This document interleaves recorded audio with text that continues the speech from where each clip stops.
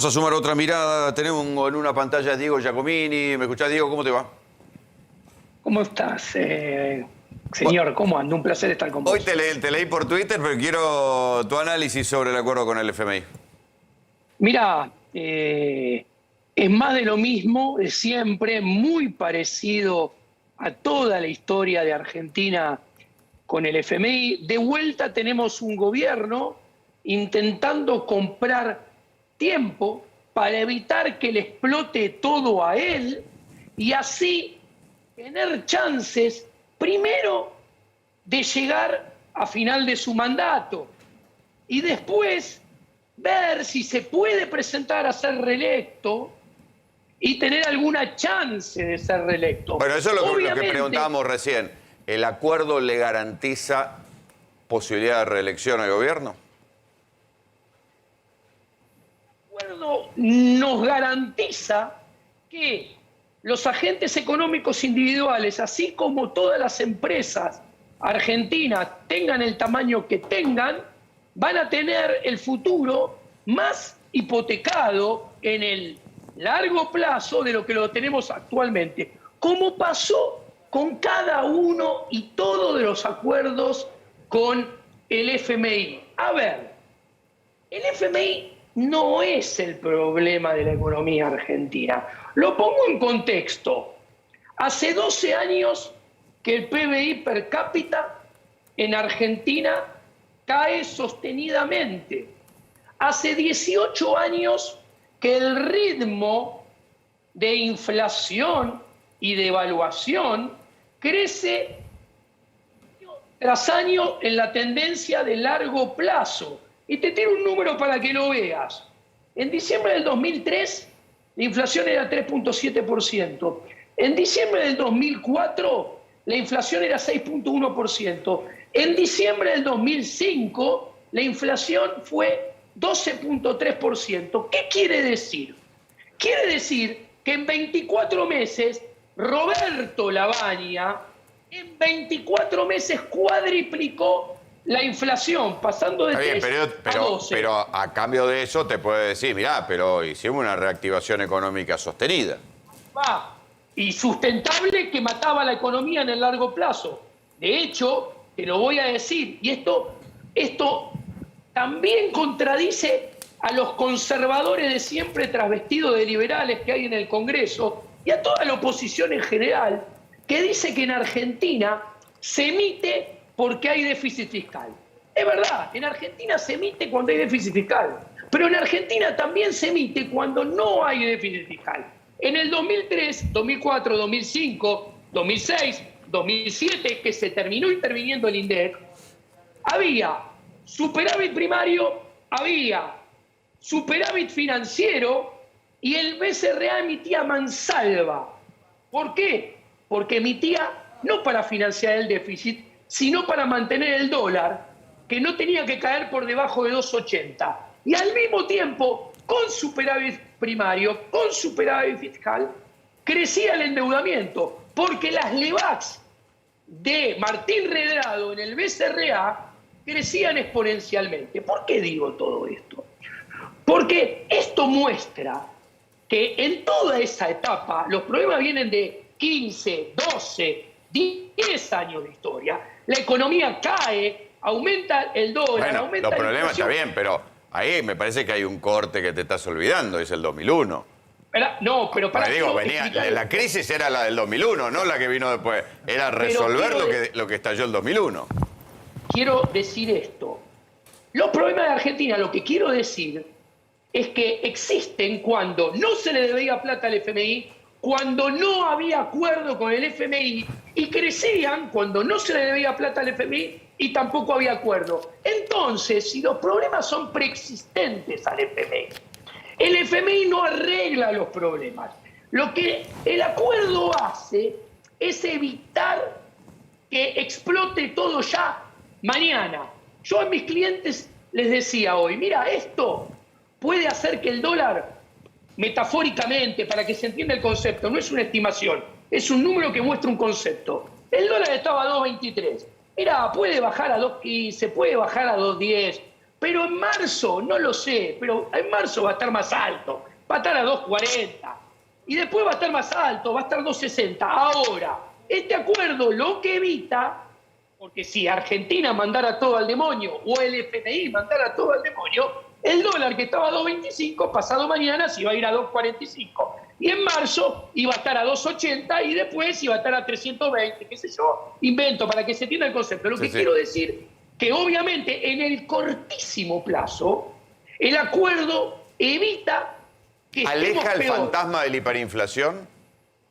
A ver, aleja el fantasma del default, que el fantasma del default implica más costo de capital, menos inversión, más dólar, más brecha, más inflación. Atenti, con acuerdo, como los desequilibrios monetarios y cambiarios son más grandes que en el pasado y se acumulan, a ver, el 2022 va a tener más suba de dólar y más inflación con acuerdo con el FMI que 2021. Sin acuerdo iba a tener muchísimo más. A ver, este acuerdo tiene un gran problema. Este acuerdo es, uno, el gobierno lo dice, no baja el gasto público en términos reales. Listo. Sigue el déficit fiscal. Pero ajustan. Hasta el 2025, no baja el gasto, pero ajustan. 2025, 2026, sí, pero a ver, se acumula. Vos acumulás los flujos de déficit siguen, hay que financiarlos, acumulan los problemas. ¿Y cómo se financia? Te están haciendo la promesa que van a seguir emitiendo 2022, 2023, 2024, 2025, 2026. Está bien, pero ahí dicen, bueno, que al contrario dicen que van a bajar la emisión. Pero a ver, Argentina tendría que... A ver, si Argentina no... A ver, la inflación, la emisión que ya hicieron, no terminó de hacer efecto. La que acaban de hacer no empezó a hacer efecto. Y encima, esto ya por sí complica la película del 2022-2023 monetaria. Ya va a ser con esto más complicada lo que fue la 2020-2021. Monetaria es dólar e inflación. Ahora, están asegurando que van a seguir emitiendo. Y encima van a aumentar la deuda. Porque hoy vos al FMI le debes 44.000 millones de dólares. Le vas a ver más.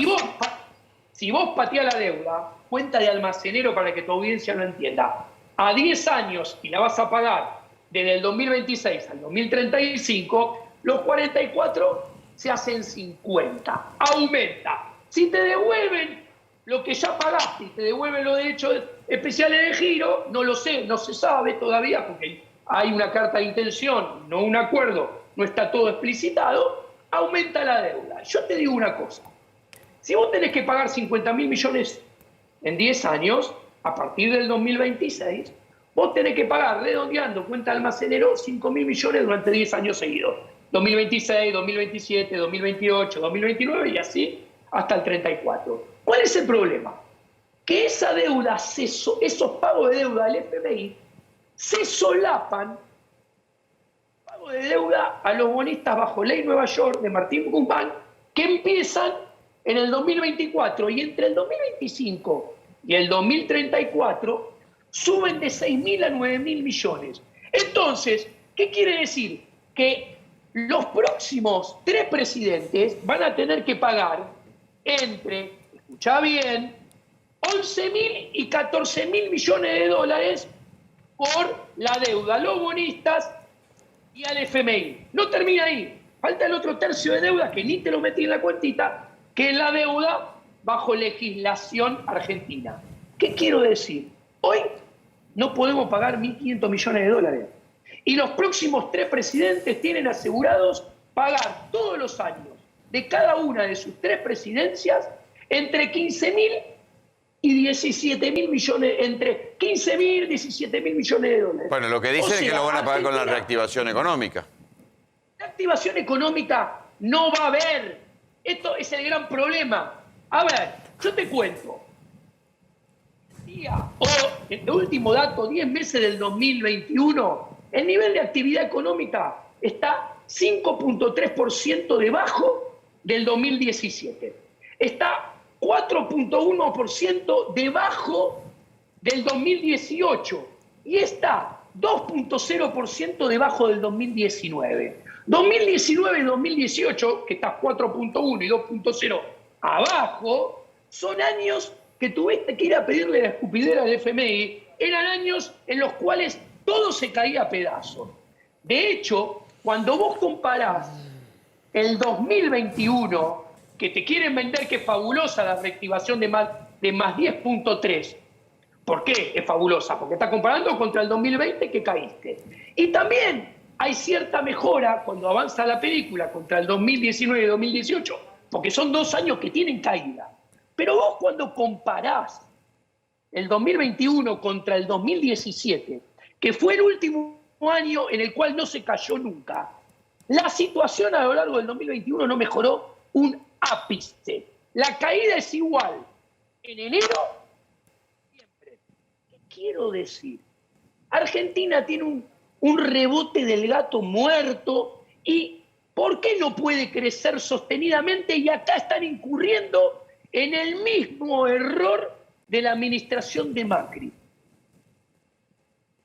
Ellos piensan que la relación deuda-tamaño de la economía va a bajar como suponía Duhovne, con crecimiento económico. El problema es que Argentina hace 6 años que las empresas no invierten ni lo mínimo indispensable para amortizar el stock de capital que tienen. Entonces se destruye capital.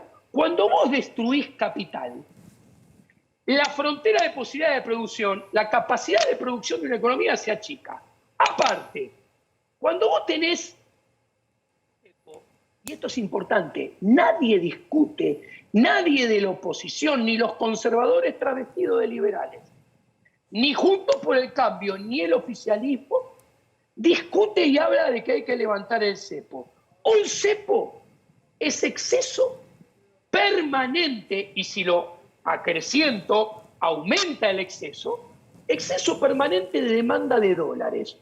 Eso te provoca escasez de dólares y en consecuencia suba permanente y creciente del tipo de cambio. Del otro lado, un cepo que se mantiene y que aumenta su intensidad implica en el mercado de bonos exceso de oferta, o sea, aumento del costo de capital que se traduce en menor inversión. En el mercado de dinero, exceso de oferta de dinero, que se traduce en... Sí, pero pará, ahí vamos muy técnicos. Yo digo, la reactivación del 10 existió. Vos decís, es el rebote del gato muerto. ¿Se mantiene este año o a dónde cae? Yo creo que se está haciendo lo mismo de siempre. En el 2021, dentro del ciclo electoral, se hizo lo mismo que en el 2011, 2013, 2015, 2017 y 2019. ¿Qué es? Inflar artificialmente la demanda agregada y el consumo con políticas no sustentables, que son atrasar el tipo de cambio, como llama el periodismo. 2, aumentar con déficit fiscal y con emisión monetaria. Eso aumenta siempre las inconsistencias y los desequilibrios cambiarios, monetarios y complica el terreno fiscal. La factura viene. ¿Y con forma de qué? Sencillo. Post-electorales en el 2012, en el 2014, en el 2016, en el 2018 y en el 2020, ya antes del COVID, ¿qué sucedió?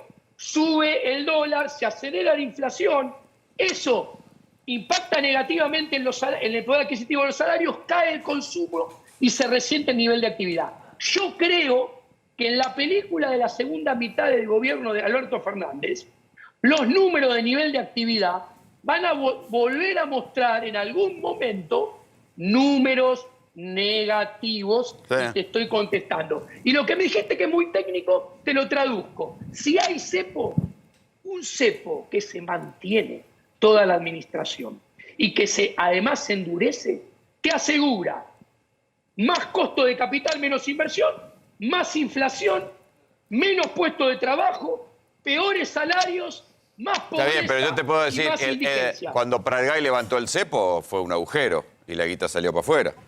Pero me estás dando la razón. O sea, después del año electoral 2015 hubo un aumento del tipo de cambio y una aceleración de la inflación que pasó de 28 a 40. Porque levantar el cepo es parte del costo de haber tenido el cepo. Es inseparable. Diego, ¿Entendés? te agradezco por el contacto. Te mando un abrazo, cuídate. Un abrazo enorme. Chau, chau. Saludos a todos. Y ahí está la diferencia de mirada, ¿no? ¿Qué va a representar esto? El gobierno dice que es el mejor de los acuerdos posibles y que no está en juego la reactivación económica. Reactivación económica que fue del 10 el año pasado y hay que ver de cuánto es para este año, porque esta idea de si se puede mantener reactivación económica, Walter, es lo que va a permitir que no haya crisis social y, por supuesto, aunque nadie quiera hablar ahora del tema, es lo que puede permitir que haya vida y haya posibilidad de reelección, no solo para Alberto, sino, te diría, para el Frente de Todos y para el peronismo.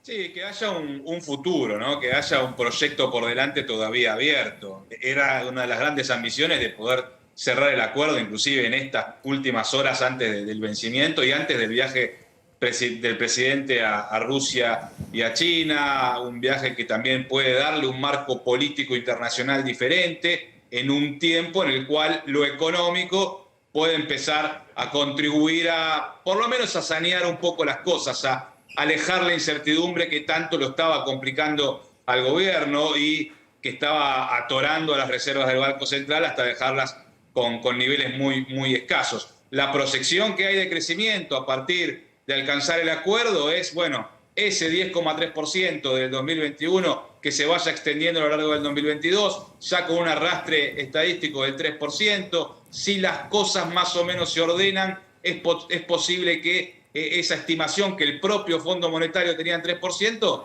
termine quedando corta y la economía avance un poco más. El acuerdo en sí, por ejemplo, insisto, establece para los 2 años que restan de esta gestión la misma proyección que tenía Martín Guzmán cuando se lo presentó a los gobernadores del oficialismo. Menos de 0,5% de reducción del déficit fiscal para este año y el año siguiente hasta el 1,9%, y él tenía en su proyección el 2%, con lo cual no cambia demasiado los números. Le deja el fuerte de la reducción del déficit a la siguiente administración, ¿no? Que es la que va a tener que llegar al déficit cero. Julián, ¿qué pensás que vos que va a traer para la vida cotidiana de la gente el acuerdo?